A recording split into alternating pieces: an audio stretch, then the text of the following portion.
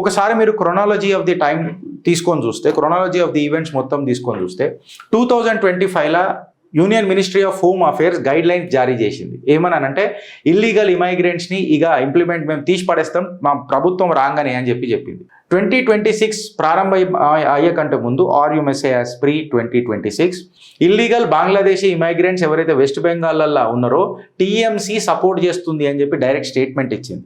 2026 వచ్చేసరికి election commission of India SIR conduct చేసింది, bogus ఓటర్లను డిలీట్ చేసింది. 2026 అసెంబ్లీ ఎలక్షన్స్కి వచ్చేసరికి భారతీయ జనతా పార్టీ మొట్టమొదటిసారి ఇల్లీగల్ ఇమైగ్రేషన్ మొత్తం కీ ఇష్యూ బయటికి తీసుకొని వచ్చి అలా ఓట్లు తీసేసి ఎలక్షన్ని కైవసం చేసుకున్నది. సువేందు అధికారి సీఎం అయిండు, రాగానే 3D పాలసీ తీసుకొని వచ్చిండు.